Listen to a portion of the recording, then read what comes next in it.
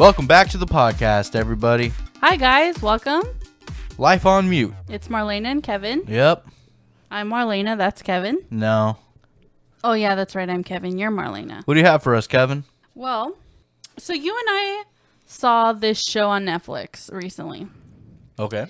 And the reason why I wanted to watch this show, I don't know how I came across it. I think I was just going through stuff on social media and I came across this place and I found out that there was an episode on, I think the show was called Dark Tourists. Oh, yes. Dark Tourists on Netflix. And good show. And I think it was on episode 8. So this fucking place is crazy. Has anyone ever heard of McCamey Manor?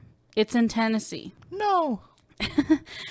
It apparently used to be in California too before, but Oh, yeah? I think he got kicked out. The guy got kicked out. Anyway, so I researched it a little bit on Google, but also we watched it on Netflix. So according to Google, it's considered a haunted house tourist attraction. Although I don't think it's a haunted house at all. Yeah, these people are nuts. And I don't think even the guy who runs this place, McCamey Manor, this guy's name is Russ McCamey. So he owns it. He does everything. It's at his house. He's your entertainer of the evening. And that's what he calls himself. He likes to think of himself as an entertainer. And he's the owner and operator. And he calls it a survival horror experience, which is kind of what it is, sort of. Yep. And there's approximately 20,000 people on his wait list to visit the manor. That is so much people that want to partake in this event. So apparently he does one experience a week throughout the year.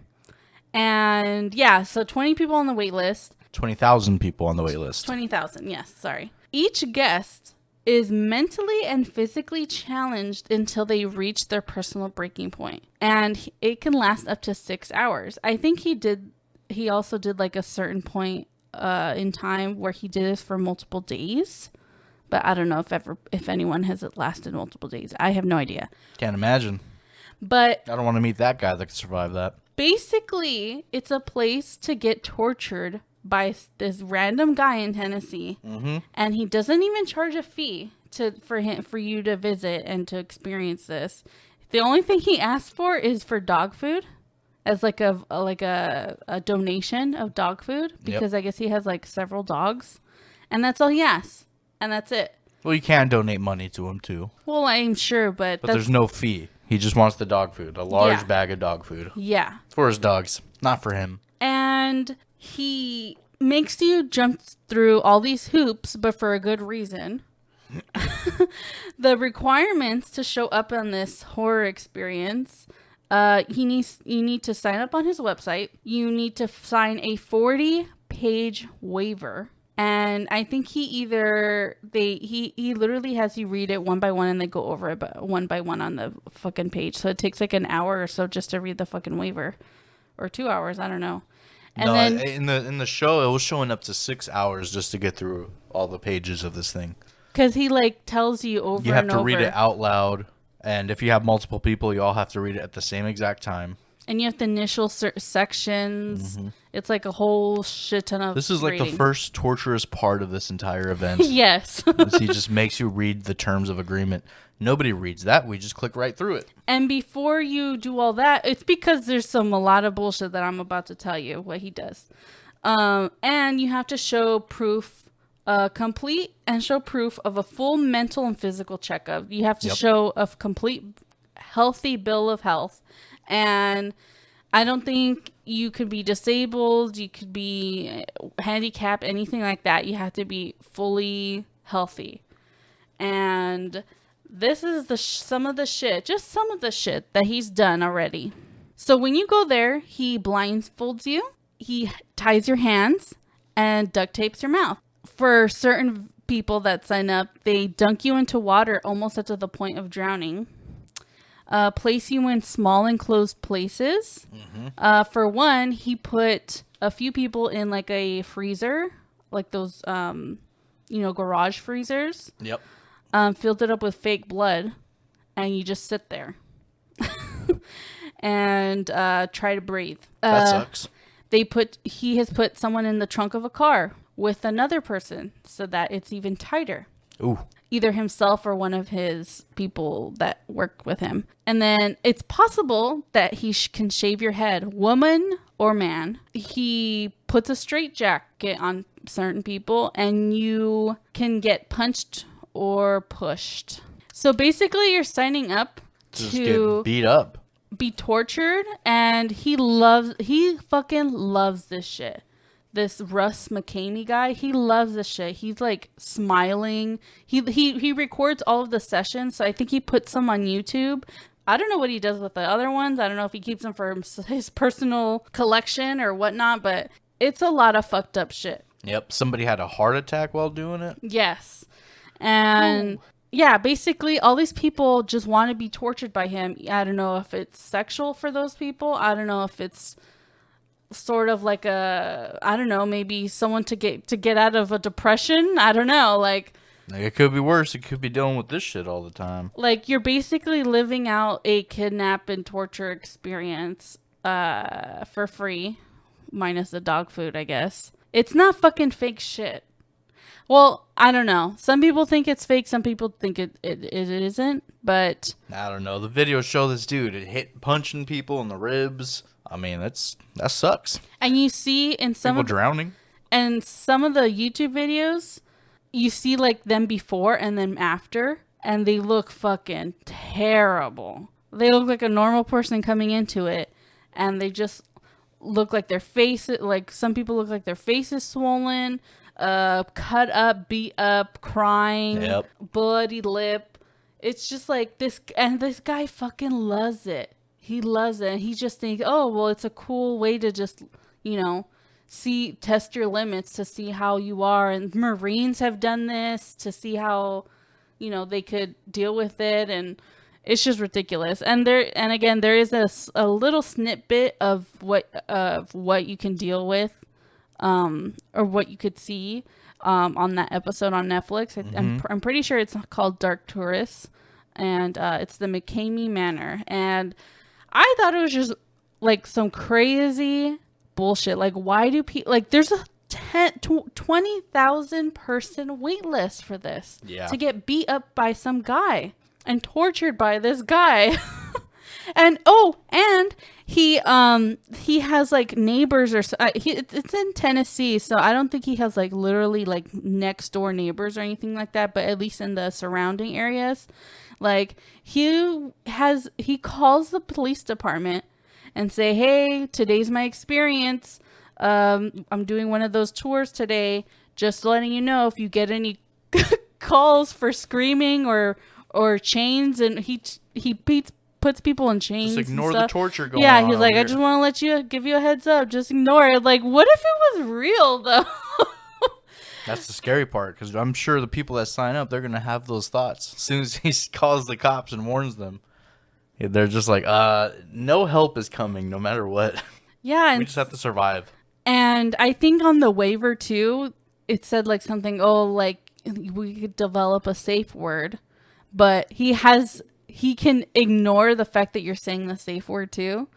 So as a way of being slightly more torturous, I don't know, but yeah, it's fucking ridiculous. There's stuff on YouTube. Watch that Netflix to get a feel of what we're talking about. It's fucking ridiculous.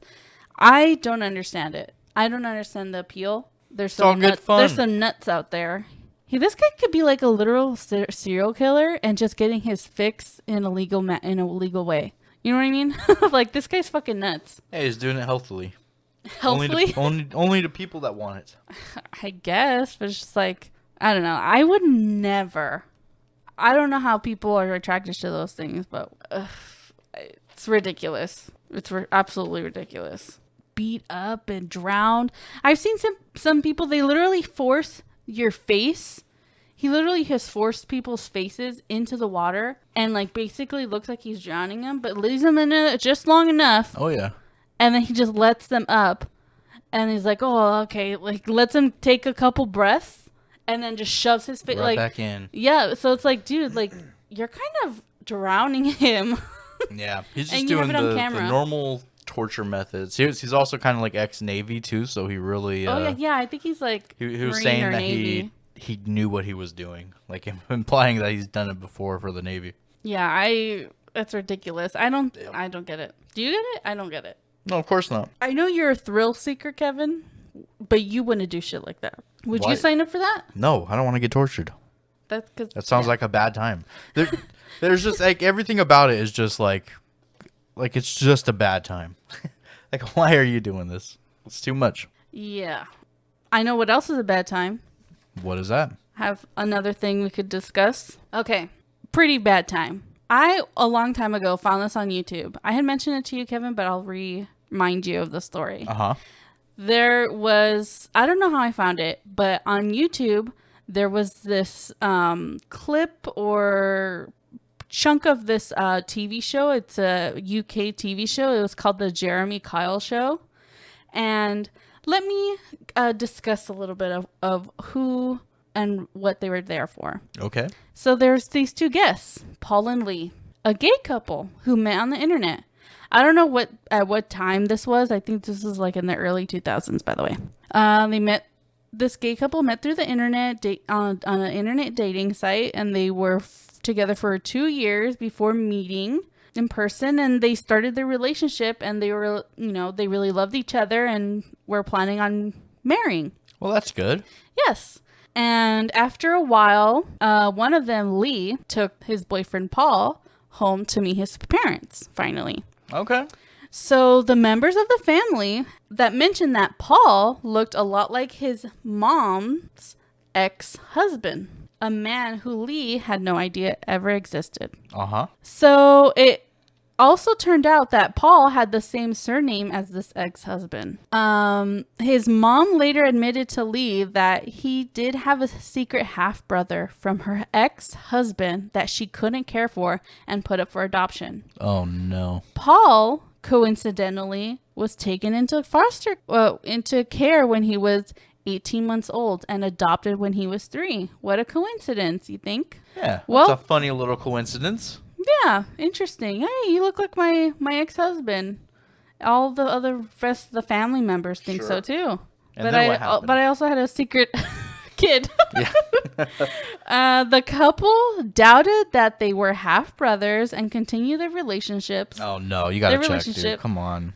They're like, come on, guys, this is fucking ridiculous. We're not half brothers. Like, there's no way. After the family members kept pressing the issue, they figured they would prove to everyone with a DNA test on the show, on the Jeremy Kyle show. So they're like, yeah, like, that's what we're here. Like, and they were just so doubtful. They're like, yeah, it's definitely not going to be it. Like, we're just here to just prove to our family, prove to my mom, like, this is bullshit, and just move on with their lives.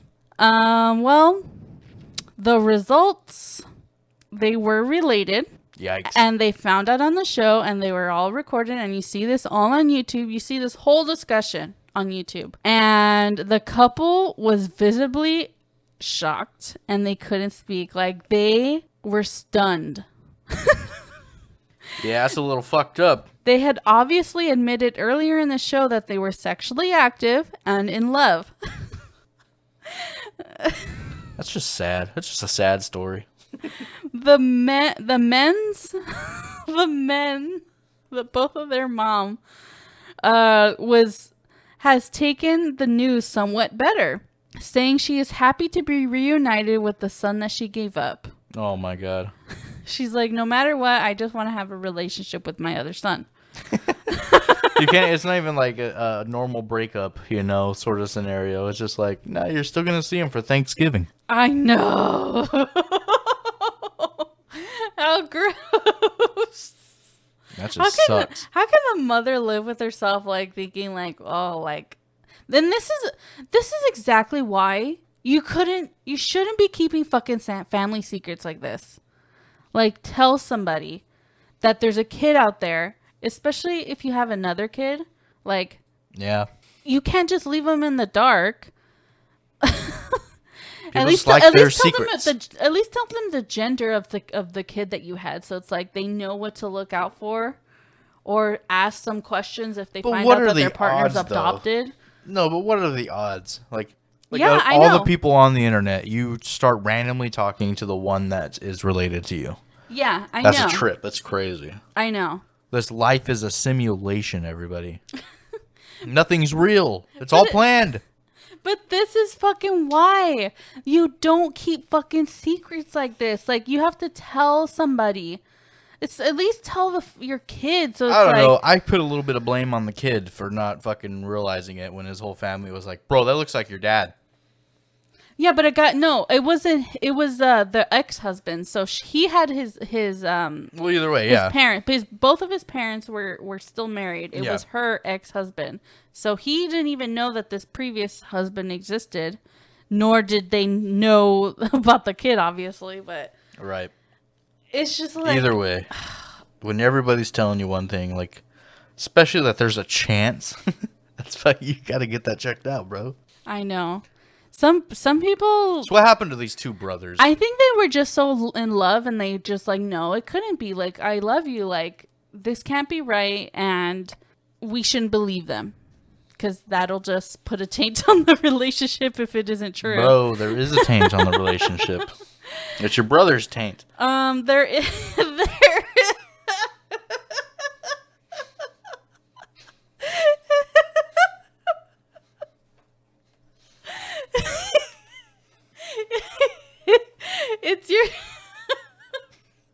It's your brother's taint. You're so stupid. Oh my god. You're so stupid, dude. Oh my god. Oh my goodness. Yeah, well. Well, there wasn't really a where are they now type of thing, but it was just like a one sentence of, according to the show, both men have since moved on but remain closer than ever as brothers. No, you can't end it like that. You can't say that last sentence. That's literally all. They're closer than you are as brothers. Oh, Jesus Christ. That is rough. That's a rough time, brothers. I hope you get some fucking therapy. They're still brothers at the end of the day. They gotta. They still love Just each other as brothers. Just a couple of bros. Yep. Well, that was fucked up. That is fucked up. I was shocked. I was like, how could this be, man? How could this be? Like you said, what are the fucking odds? Those are quite the odds. Tell people you got a kid out there. Jesus Christ. Mm-hmm. So this shit doesn't happen. And what if the mother had died? What if the mother had died? And just nobody knew? They've just been broing out for the rest of their lives. Oh my Until one of them got an ancient fucking, what is it called? The DNA test? Find my ancestry. One of them randomly decides to do that 30 years in. Oh, God. Oh, we're brothers. Ugh, that's so sad. Oh, well, they found out sooner than later. Imagine. Good thing a majority of their relationship was just talking on the internet. Well, they were gonna get married. So. They really loved each other. I mean, they lost the quote unquote love of their life. I mean, I guess it's still sort of the love of their life, just a brother form. They were obviously got along pretty well for brothers. A little too well. Those boys ain't right. Those boys ain't right. Well, how about some girls that aren't right? Sure, let's hear them. Because when I found this, it led me to this. Okay. Next one. Well, I found a lesbian couple on TikTok. Their @ is Carly and Mercedes. Uh-huh. And they posted a few TikTok videos mentioning they have been in a relationship for 2 years and found out their mothers had sex with the same man and possibly might be half-sisters. Oh, no. They look identical. Well, that sucks. They look absolutely identical. So their parents are straight, obviously, their moms, but it's just a coincidence that this guy, had sex with both of their mothers at one point. I guess they had a family reunion of some sort. Mothers met, and they're like, oh yeah, I have, you know, we shared the same penis at one point. That's weird. You remember Jose Cuervo? Jose Cuervo. And they mentioned that they are currently in the process of getting a test and don't seem concerned at all. Oh, they should be concerned. They should be like those boys, man. This is a concerning experience for you. And that's not exactly what I mean by concerned. Because in another video, a TikTok video, I don't know if they're just doing it for fucking clout or what, or shock factor. Do it for the likes. But they're like, oh yeah, like we were just thinking about it. Like when we do the DNA swab, and we kiss before the DNA swab, wouldn't our DNA be mixed in each other's mouths? Like, like they're planning on kissing up until till they have the DNA. Like they're still business as fucking usual at the lesbian house that they live in. Like nothing changes, and they're like, oh yeah, like how would that work out? Like, wouldn't it just be, that they match anyway? Cause we swap tongues all the time. I don't fucking know. I'm like, dude, you guys don't fucking care. Either you guys don't fucking care at all, or you guys are just making this all up. Yeah, no, fuck that. That's stupid. That is dumb. They look like fucking twins. They're probably Look twins. Look them up. They look They're like probably fucking twins. That's crazy. I don't know. It's too much. And this is recent. That's recent. I think that the most recent post, at least from the last time I looked, that they still hadn't gotten the DNA test results, or they hadn't done it yet. And it was like a couple days ago that they did that. That they did posted that video. But it was just like, what the fuck? Like, you guys just don't give a fuck. That's rough, man. I don't know. I'd be in a hotel room. You know what I mean? Like, all right, we'll see you after the DNA test.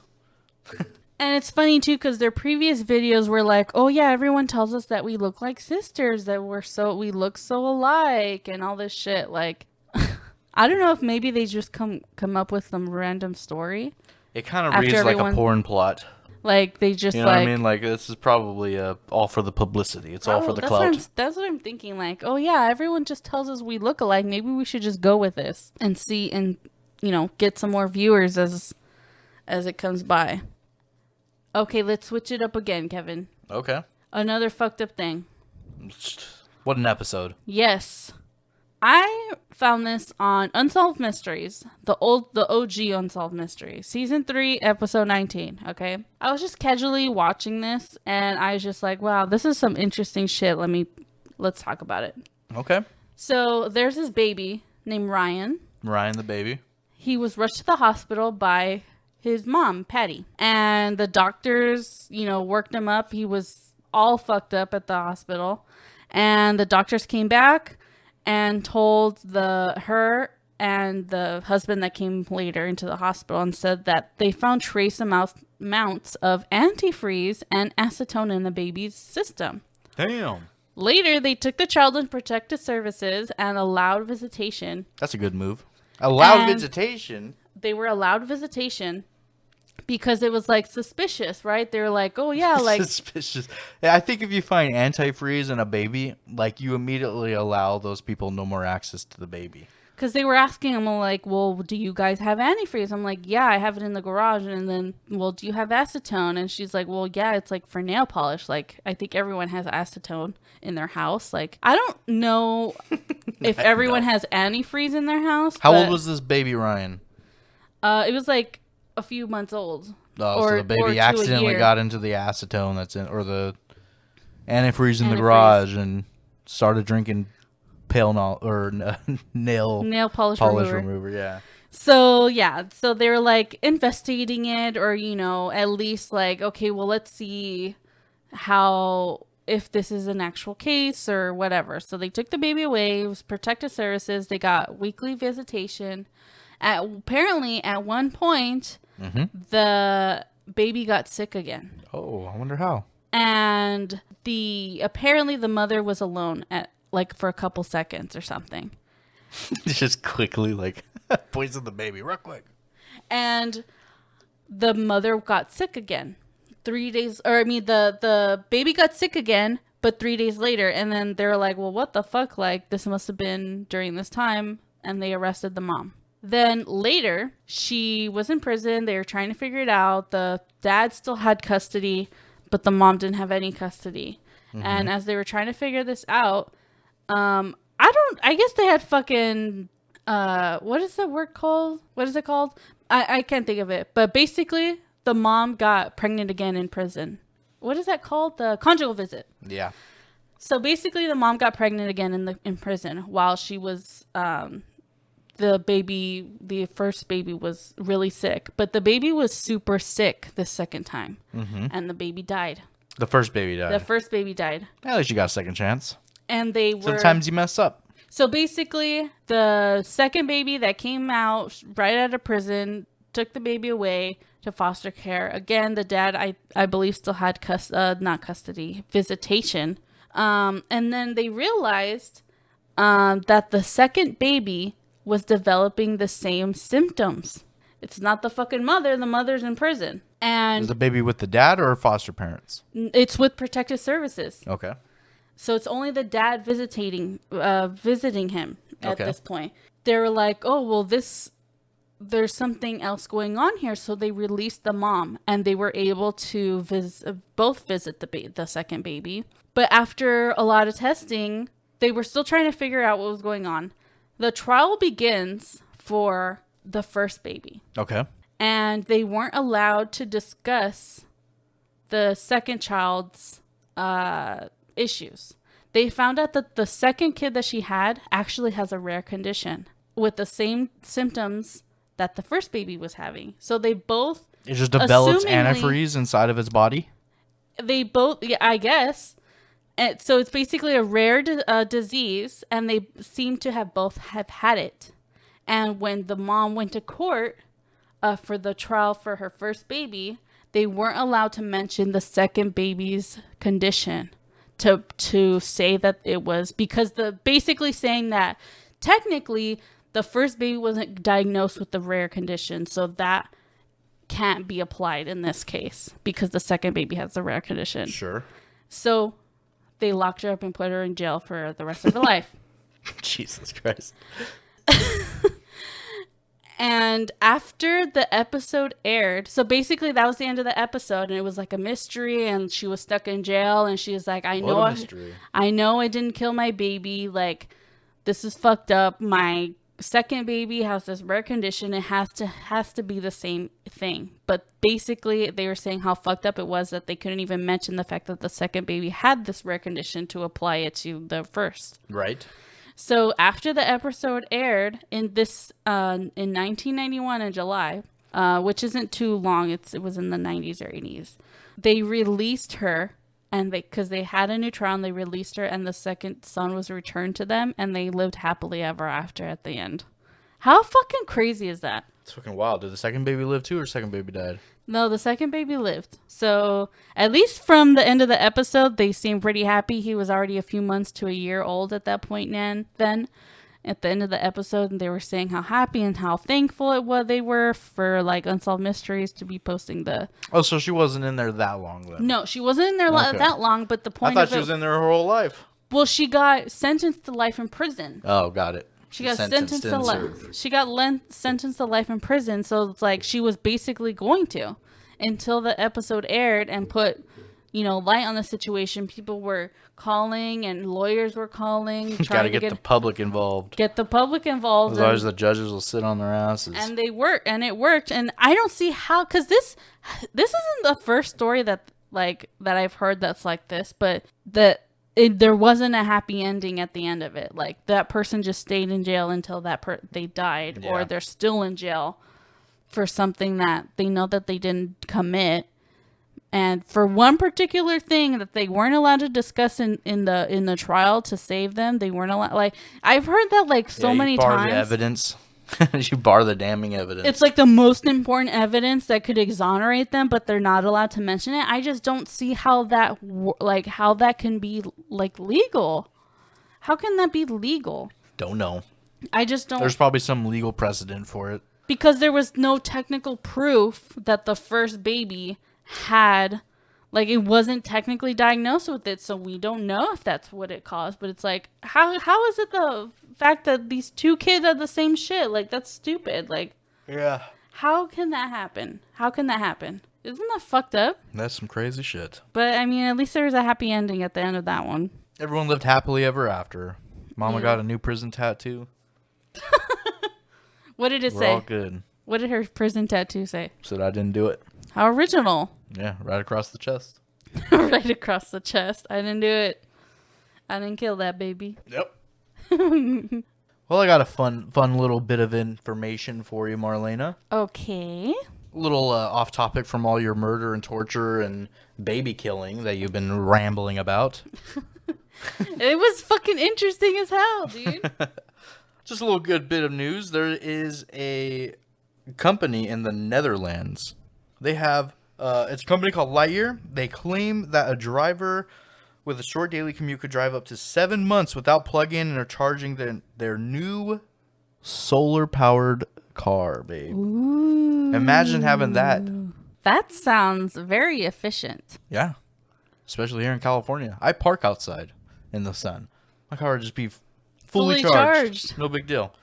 Yeah, so daily short commute could drive up to 7 months without plugging it in. Under optimal conditions, of course. If you have a lot of cloud cover, it's probably not going to work out very great for you. And it's Which just makes me wonder about the Netherlands. What's their situation? What's their weather situation out like over there? I always pictured it was somewhat cloudy. Yeah, I always thought that too, but I don't know. I don't live there. I don't know. Me neither. I guess Amsterdam's there, isn't it? I don't know. I don't know geology. Geology. Geology. Well, that's cool. Yeah. So the top speed is 100 miles per hour. That's pretty fast. It's not too bad. I like how this article says, unfortunately, the top speed is 100 miles per hour. But to get one of these bad boys right now, it's going to cost you a cool $250,000. Yeah. A little pricey. Yeah. But think about all the gas you're going to be you're going to be saving, right? That's like a small house. Like a very small house. Yeah. I imagine things like this, they get better, right? I mean, like, they're going to get better at making these sort of things. The technology's going to get a little bit better. The price is going to go down, especially when they start mass producing this stuff. That inevitably drops the prices. Well, I would think that they would need some real life testing instead of just like experimental testing and see how it goes and give it to the rich people and see how they take it. See how long it lasts. I would love one of these cars. A short commute. I mean, Short daily commute. So you're not. I mean, I imagine even if you were in California maybe? sitting on the fucking freeway with yeah. the sun beating on you, it's not that big of a deal.